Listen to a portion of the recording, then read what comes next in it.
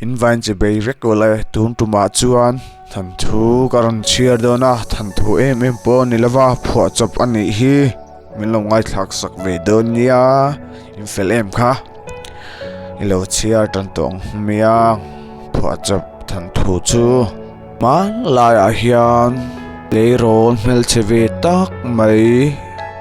lal du ma hi a oma pa chuan in ang khonula mel thotak mai tum chingi chu astar ve ema arukin I'm bolai te hi abi thathina adu ema hunle ni te aloral zela allo thanglian ve tula ante to big lo ti na ni chu te chuan hunle ni tu adu ang thala kal nu chuan chumi te pani po chu nula anlo ni ve in tlangwa anlo ni ve ta ni khat chu pa chuanin astar mai chu kung a hian atok tlat maya start ti ren chu mai che chuan a sasi lawa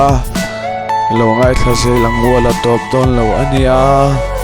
to na muna chuan alai che maya am pa jok chu am ka mel che boxia ke chu min du lawang ti rel rupuran chungin akal pel thei ta ram ania akong kalai re areng chu angai to si lawa kong a chuan akal zela o khama kaliam pal ta hlau mai inting ni zel don ti chuan o khama chuan kaliam palin alum ta alum lai te chuan thil dang reng angai to thei to si lawa ka kalpe lai khan kalau sei ke ulawani o tin alum ta zela vane siamin thinga chuan eng patang thei ta hlawa avane em ani te chuanin a har chuak lol maya kora alo lum ti renga shelawa kora tang chuan a chuaka oi khama chuanin achawa kongpuya chhoutlang zela kongpuya chona kala I nge niang in ke ina kalve tho he mishing pa hi apem nei noi ti mai lo chu taksa mu tu dang reng lo ani ti chuan kan lo chiar zelanga alem ne mai ti ba ke to ka sei theilawa tuna karel ru hi hrethe ula chuanin inge ka soile o ti ka ngai tu ani ti chuan kalo soi zel don ani ti chuan ina chuan a hota zela ina a ho nu point thu thlenga chuan a thu theilawa amodai mai ani amot pa chuan ambi chuan ching diara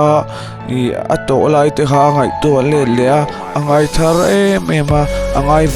vunga amit tui titla lungai na chuna ron bo zuita chan lo tur di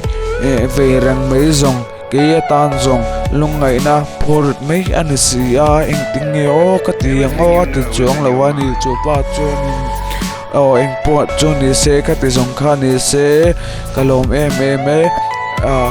pa tu na kan ni mule theu don nia